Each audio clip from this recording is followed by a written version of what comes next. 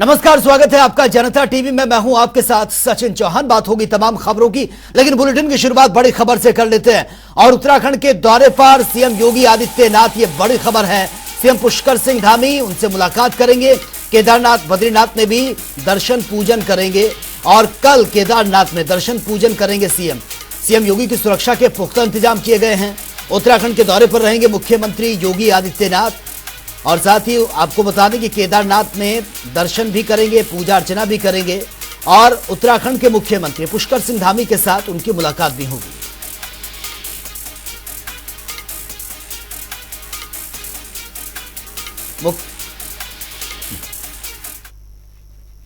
तो चलिए आगे बढ़ेंगे इस वक्त एक और बड़ी खबर के साथ। और ये दूसरी बड़ी खबर अलीगढ़ से सामने आ रही है। बीजेपी प्रदेश अध्यक्ष भूपेंद्र चौधरी का बड़ा दावा, यूपी में 80 सीटों पर जीत दर्ज करने की बात उन्होंने कही है। उन्होंने कहा कि बीजेपी यूपी में 80 की 80 सीटें जीतेंगी। राहुल गांधी पर भी उन्होंने निशाना साधा है। जनता का ध्यान भटका रहे हैं राहुल गांधी, देश की छवि विदेशों में खराब करने का काम कर रहे हैं। गरीबों के लिए बीजेपी काम कर रही है, बीजेपी की सरकार गरीबों के हित में काम कर रही है, ये भी उन्होंने कहा है। पूरे प्रदेश भर में 6 क्षेत्रों में अनुसूचित जाति के सभी सामाजिक वर्गों के बड़े बड़े सम्मेलन क्षेत्र के हिसाब से हमें करते हैं। हमें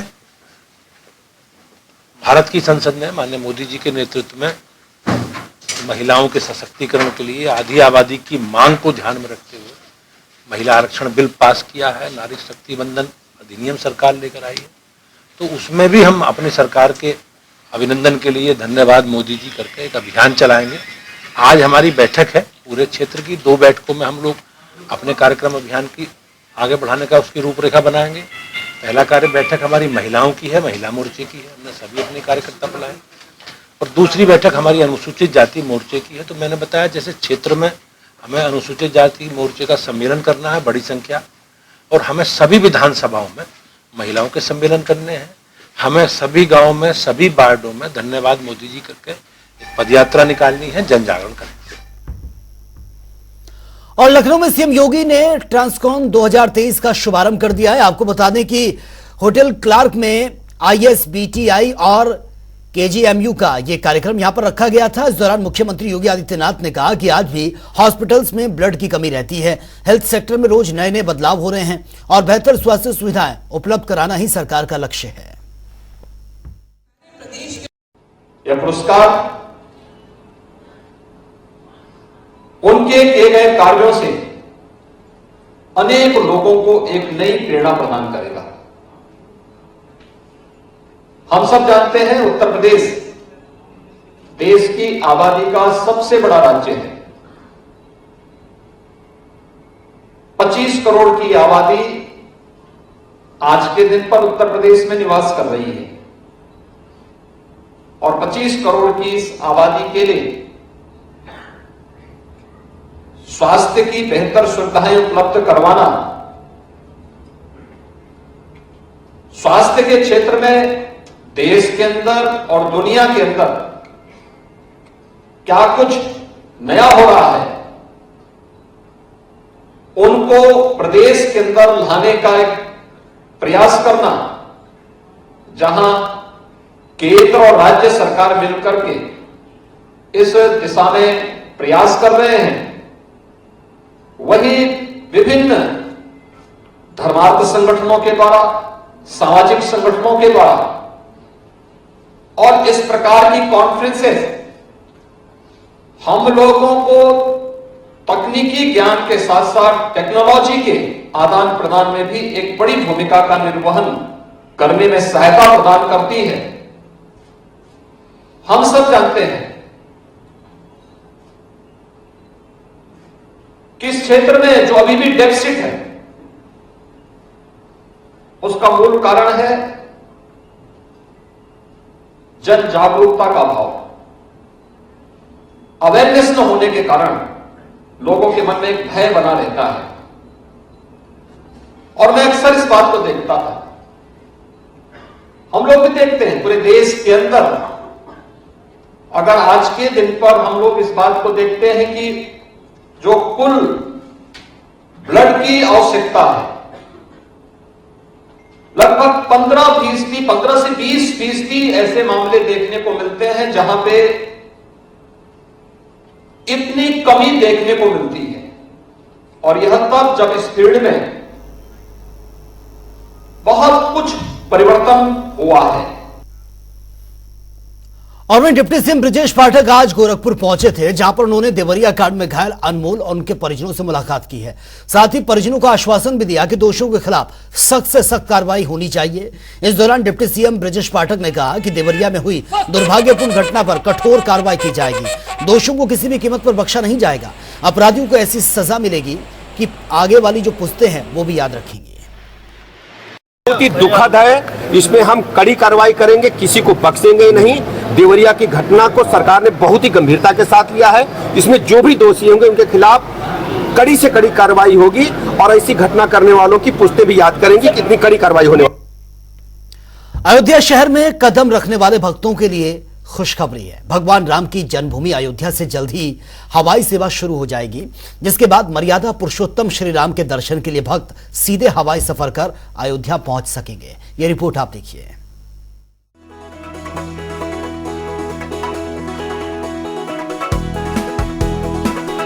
अयोध्या में भव्य राम मंदिर का निर्माण कार्य तेजी से चल रहा है। इसका काफी काम पूरा भी हो चुका है और जल्द ही मंदिर का उद्घाटन किया जाएगा। लेकिन बता दें कि अयोध्या शहर में कदम रखने वाले भक्तों के लिए खुशी की खबर है। जी हां, भगवान राम की जन्मभूमि अयोध्या से जल्द ही हवाई सेवा शुरू की जाएगी, जिसके बाद मर्यादा पुरुषोत्तम श्री राम के दर्शन के लिए भक्त सीधे हवाई सफर कर अयोध्या पहुंच सकेंगे। लगभग दिसंबर तक अयोध्या अंतर्राष्ट्रीय हवाई अड्डे से अन्य शहरों के लिए उड़ानों का संचालन शुरू होगा। अयोध्या के जिला मजिस्ट्रेट नीतीश कुमार ने कहा कि हवाई अड्डे के पहले चरण के लिए रनवे का निर्माण पूरा हो गया है। वहीं एयरपोर्ट के टर्मिनल भवन का काम लगभग 85% पूरा हो चुका है। साथ ही भारतीय हवाई अड्डा प्राधिकरण अयोध्या एयरपोर्ट परियोजना पर बहुत तेजी से काम कर रहा है। एयरपोर्ट के जो निर्माण के संदर्भ में फर्स्ट फेज का निर्माण लगभग कंप्लीशन की स्थिति में है। एयर स्ट्रिप और रेसा प्लस आपका नाइट लैंडिंग फैसिलिटी का काम कंप्लीट हो चुका है, और टर्मिनल बिल्डिंग का काम 85% कंप्लीट हो गया है, और एक एप्रन जो कंप्लीट हुआ है जिसमें 4 एयरक्राफ्ट की लैंडिंग की फैसिलिटी है जो कंप्लीट हो चुका है। एक एप्रन और हम लोग बना रहे हैं जिसमें 4 एयरक्राफ्ट की लैंडिंग की फैसिलिटी और होगी, वो भी अक्टूबर तक कंप्लीट हो जाएगी। नवंबर तक हमारा फिनिशिंग वर्क कंप्लीट होगा इसमें, जो terminal building plus second apron का, और नवंबर में लाइसेंसिंग की प्रक्रिया भी स्टार्ट हो जाएगी। दिसंबर तक हमारा पूरा एयरपोर्ट कंप्लीट हो जाएगा और संचालन की स्थिति भी बनती है।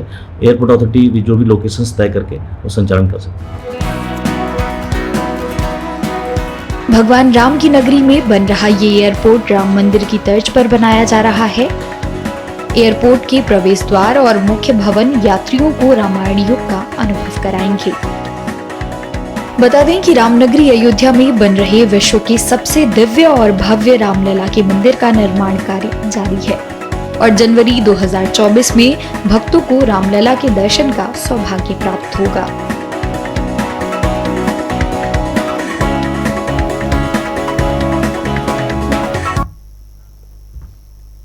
अयोध्या में बन रहे रामलला के भव्य मंदिर में उन्हें विराजमान होने में बस चंद महीने ही बचे हैं, और इस बीच जब मंदिर से आरती के दर्शन हो जाएं तो मानो सोने पर यह सुहागा है।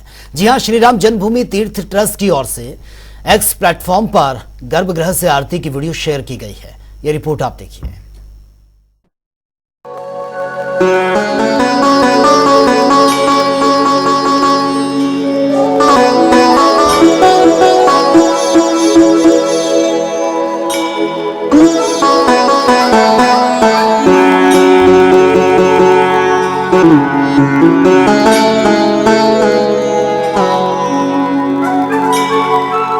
अयोध्या में बन रहे रामलला के भव्य मंदिर में उन्हें विराजमान होने में बस चंद महीने ही बचे हैं।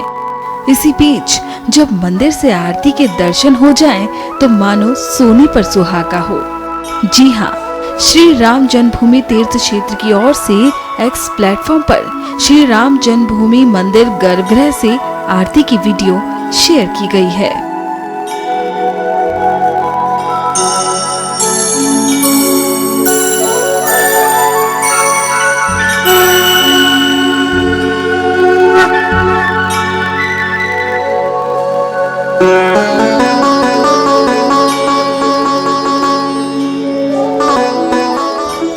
साधु संत लगातार मंदिर में होने वाले प्राण प्रतिष्ठा महोत्सव का जायजा लेने पहुंच रहे हैं। जिस पल में इस मंदिर का उद्घाटन होगा वो मानो सबसे खूबसूरत पल होगा।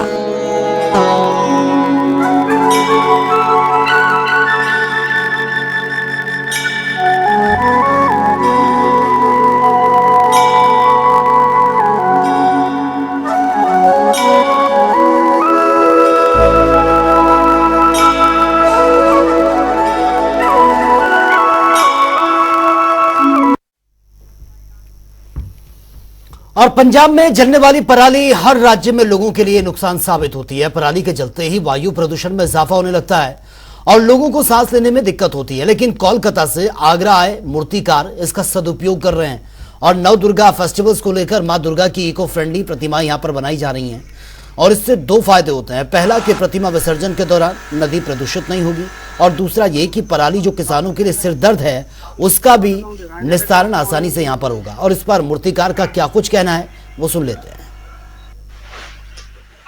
ये पूरा इको फ्रेंडली है। ये हम लोग वो पराली से मूर्ति बनाता है, पराली का ढांचा बनता है, उसके ऊपर मिट्टी का लेप लगा के टोटली हमारे यहाँ पे इको फ्रेंडली काम होता है।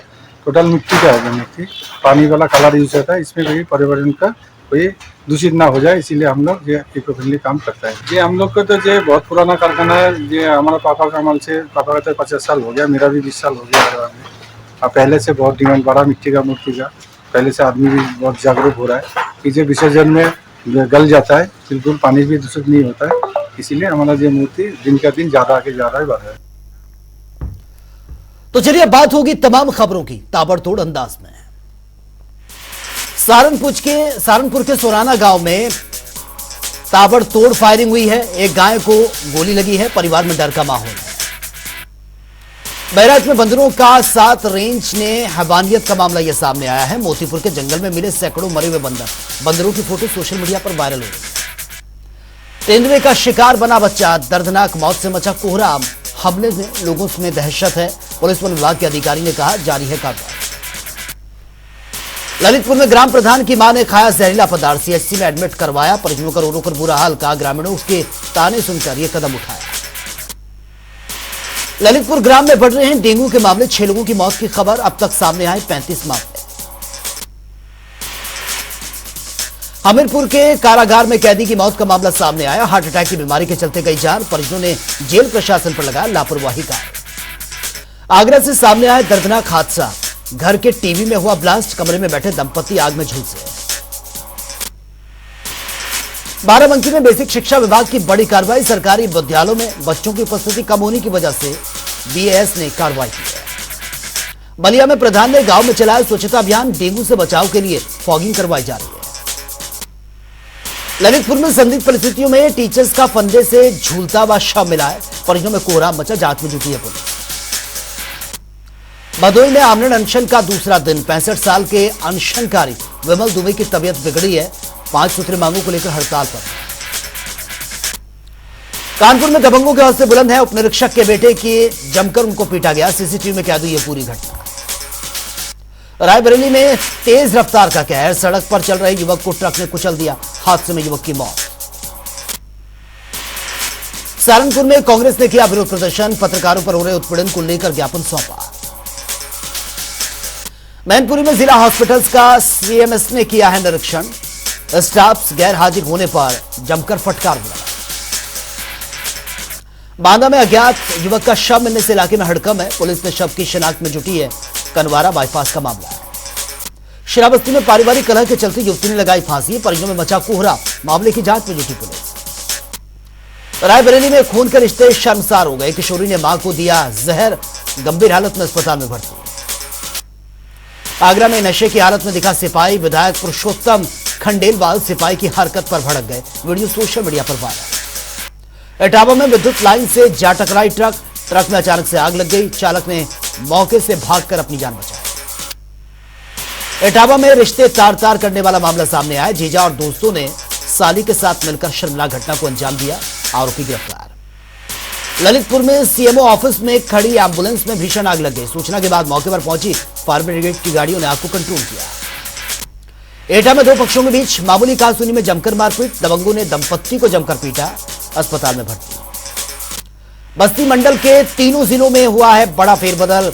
IG rank Bhardwaj RK Bhardwaj ने किया तबादला, 38 निरीक्षकों का तबादला हुआ। आजमगढ़ में छेड़खानी का विरोध करने पर दबंगों ने युवक की पिटाई कर दी है। इलाज के दौरान युवक ने दम तोड़ दिया।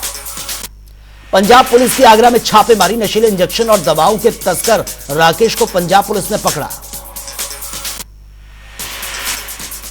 फतेहपुर में पैसे के लेन देन को लेकर दो पक्षों में जमकर मारपीट, दबंगों ने युवक को लाठी डंडों से जमकर पीटा। मारपीट का वीडियो सोशल मीडिया पर वायरल।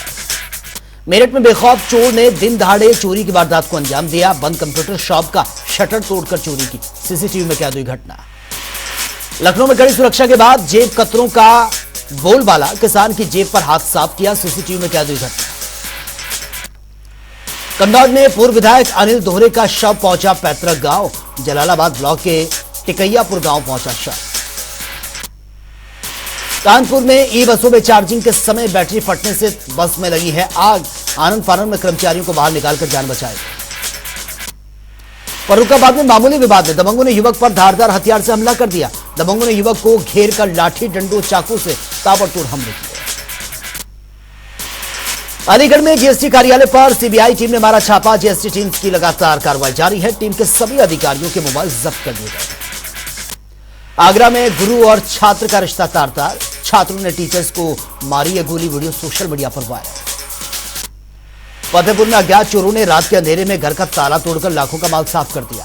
नकदी समेत ज्वेलरी लेकर फरार हो गए। उन्नाव में दामाद ने भाइयों संग मिलकर ससुर को मौत के घाट उतार दिया। बीच बचाव आई साली और पत्नी को भी घायल कर दिया। पुलिस ने मामला दर्ज किया। लखीमपुर खीरी में सामुदायिक स्वास्थ्य अधिकारियों ने धरना दिया। वेतन न मिलने के कारण किया जा रहा है प्रदर्शन। मुख्य चिकित्सा अधिकारी पर भी गंभीर आरोप है। बदायूं में पुलिस को बड़ी सफलता मिली। गौकशी की घटना करने वाले 2 लोगों को गिरफ्तार किया। कब्जे से गौवंशीय मांस और उपकरण बरामद। एटा में पुलिस को मिली है बड़ी सफलता। लगभग 19 किलो गांजे के साथ तस्कर भी गिरफ्तार। अमेठी में मामूली विवाद में पीट कर हुई युवक की हत्या। परिजनों ने किया शव को सड़क पर रखकर हंगामा। पुलिस आरोपियों की जांच कर रही है। मुजफ्फरनगर में गुरुवंदन सम्मान समारोह का आयोजन किया गया। सभी गुरुजनों ने प्रधानाचार्य ने दीप प्रज्वलित करके कार्यक्रम की शुरुआत की। कुशीनगर में गांव का एसडीएम ने किया निरीक्षण। ग्रामीणों को स्वच्छ पेयजल देने के लिए हुई यह पहल। बीते दिनों बुखार आने के बाद 3 मासूम बच्चों की मौत हो गई। आगरा में विकास प्राधिकरण का जारी है अवैध कॉलोनियों पर कार्रवाई। 6 बीघे के अनाधिकृत कॉलोनियों पर चलाया गया बुलडोजर। एटा में अस्पताल की लापरवाही से बुजुर्ग की मौत की खबर है। परिजनों ने डीएम से लगाई न्याय की गुहार। मुरादाबाद में मदर किचन रेस्टोरेंट में भीषण आग लग गई थी। अफरा तफरी मच गई। फायर ब्रिगेड की 4 गाड़ियों ने कड़ी मशक्कत के बाद आग को कंट्रोल किया। प्रयागराज में गंगा नहाने गए 5 किशोर डूब गए। गोताखोरों की मदद से सभी शवों को निकाला गया। परिजनों में मातम पसरा है। तो फिलहाल इस बुलेटिन में मेरे साथ इतना ही, लेकिन तमाम खबरों के लिए आप बने रहिए जनता टीवी के साथ। नमस्कार।